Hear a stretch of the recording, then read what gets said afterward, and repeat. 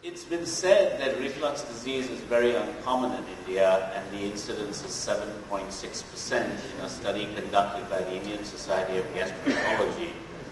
But there have been conflicting studies, and I think the general consensus during a period of 12 weeks have become a major problem for many gastroenterology departments. These troublesome symptoms, if they occur for 3 days or more a week, are defined as refractory GERD.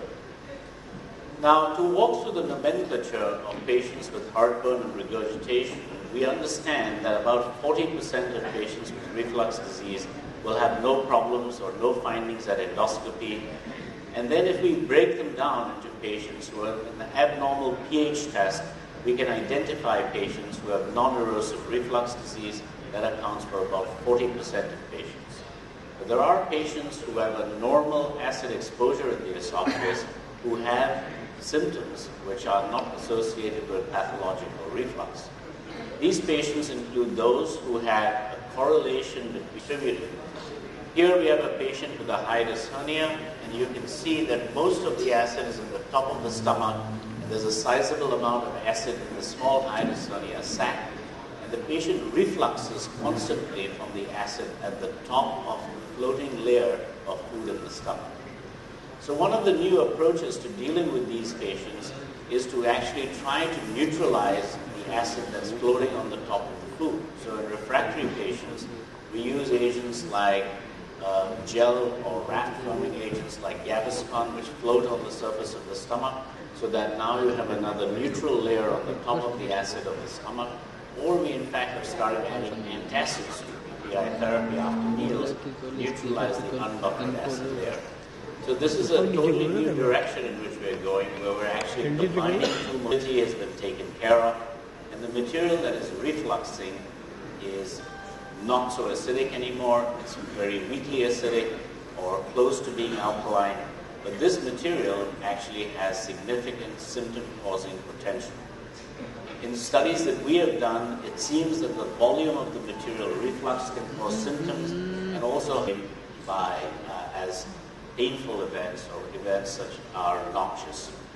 Stress alters descending modulatory pathways from the brain to the spinal cord, and acute stress reduces the esophageal threshold for pain caused by acid perfusion.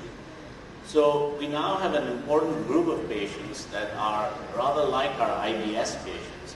We haven't been managing perfectly well, and we're now beginning to see a dimension of patients with apparent reflux symptoms who test negative, who we are treating with antidepressant agents and central neuromodulators to modulate their symptoms. So let's talk about innovations in the technology that has helped us to identify these groups. Now, I know this technology is available at least in some places in India, and it was the first new innovation in how we could monitor patients on an ambulatory basis. This is a pH sensor built into a small portable capsule that's attached into the esophagus. It has a wireless transmitter inside it, and the wireless transmitter sends data to a little pager that the patient wears around his waist, and you can measure acidity in the lower esophagus for a 96-hour period until the little thing drops off by itself and is disposable and lost in the stool. Now, the major problem with this device, the major advantage or advance was that we could get prolonged recordings, and then the patient didn't have a catheter coming out from their nose because it's all wireless and there's nothing visible. But the main problem was that it only measures acid, and it only measures it at one site of the esophagus. So we really can't tell anything else except that is acid going past the sensor and how much it is. This left significant gaps in our knowledge, and then we got to the next new innovation, which is the measurement of a component called impedance. Impedance is a measurement of resistance in the esophagus or electrical resistance. And it's measured by a catheter that goes through the nose and has a pH sensor at the bottom and a number of staggered electrodes that you see here as white markers. And here we can measure both acid coming up into the esophagus, liquid entering the esophagus, air entering the esophagus, and we can how high it goes, and we can correlate it with symptoms. So this has revolutionized our thinking about patients, at least on a research level. And I'd like to show you some examples just to give you an idea of how we conceptualize these patients. So here is a patient with typical symptoms of heartburn and reflux who has been taking PPIs twice daily for several weeks. And what you can see is that when we look at the pH sensor, which is shown here, and the colors have all rather disappeared, but this is the pH line, and if you look at all the solid material under the pH line, these are all periods when the esophagus was acidified. So this is a patient who has severe acid reflux disease and is either not taking the medication as he says he is, or is having really serious reflux due to sphincter disruption or a big hiatus hernia. And this is somebody we would consider for surgical intervention if they're taking their treatment accurately. Here we see a set patient who reports the same group of symptoms of persistent heartburn despite PPI therapy. Now we are studying them, and you can see the pH line shown here. It's showing that the pH is totally in the normal range. And when we look at the impedance tracing here, we see the line, you see a patient who has multiple reflux episodes during the day and is coughing throughout the day as a result of these reflux episodes. So we approach these patients now by breaking them down to those with laryngopharyngeal reflux and those without, and then we approach the patients with reflux with very aggressive measures to control the reflux and stop it. We also recognize now that we are dealing in this domain as well with a group of people with functional disorders. And we now recognize that there's laryngeal paresthesia, which causes an abnormal sensation in the throat, hypertussia, an exaggerated response to a conventional stimulus such as fumes, smoke, and reflux, and allotussia, coughing in response to a normal stimulus. So you can see that our thinking from the esophagus, where we went from hypersensitive esophagus, we went to psychosocial comorbidity. You can see that the words here are different in the cough domain, but they're exactly the same as what we said. There are people who are hypersensitive and cough in response to normal stimuli. There are people who have central problems and cough because they have neuropathies or neurocentral mechanisms. And then there are people who cough because of reflux disease.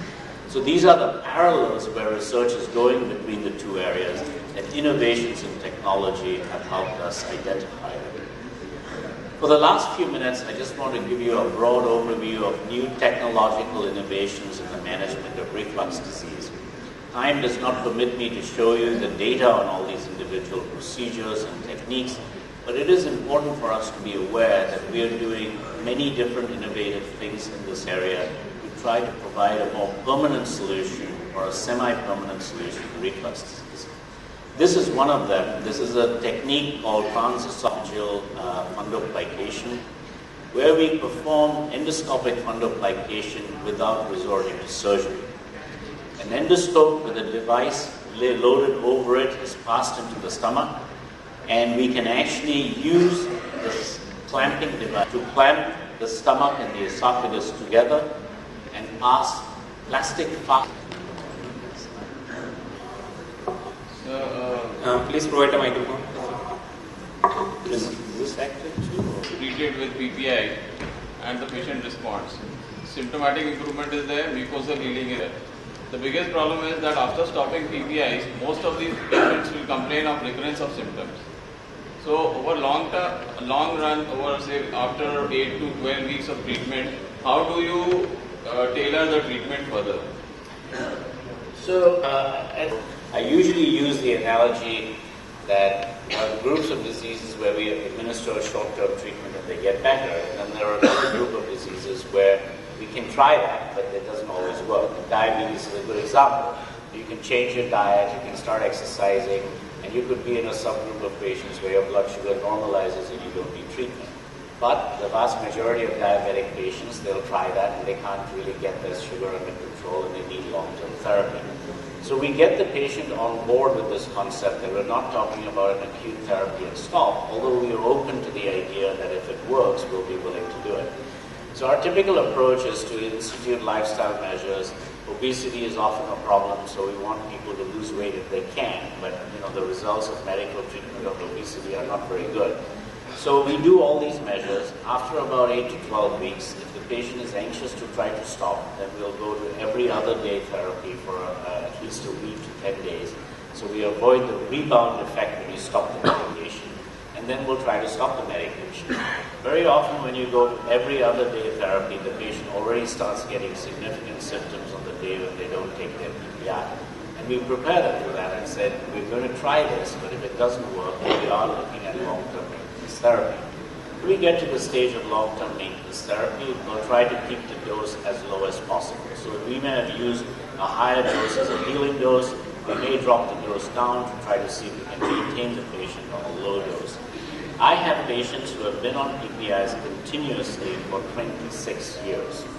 From the day I entered Wisconsin, they're still my patients, and I've been treating them for 26 years, and they've been on it that long. Their quality of life is much improved. I have people who have stopped, who've tried to stop, and we've struggled with them as they go through the experience of trying to take H2 blockers, take antacids PRN, PPIs PRN. Nobody has as good success as those who take as low a dose as possible and do it on a regular basis. So I feel very comfortable with that. I know that there's been a lot of discussion about the risk of PPIs, but again, we can have a discussion about that. The numerical risk of PPIs is actually extremely low. There are a few side effects, but I don't think these are meaningful for most patients.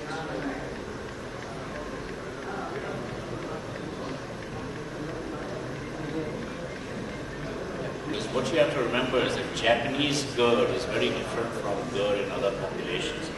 Japanese have very mild levels of GERD. They don't really get into the severe range, so they see LA, A, and B. They almost never see anything more than that. Barrett's is very rare. Complications of GERD are very rare. And so I think that, the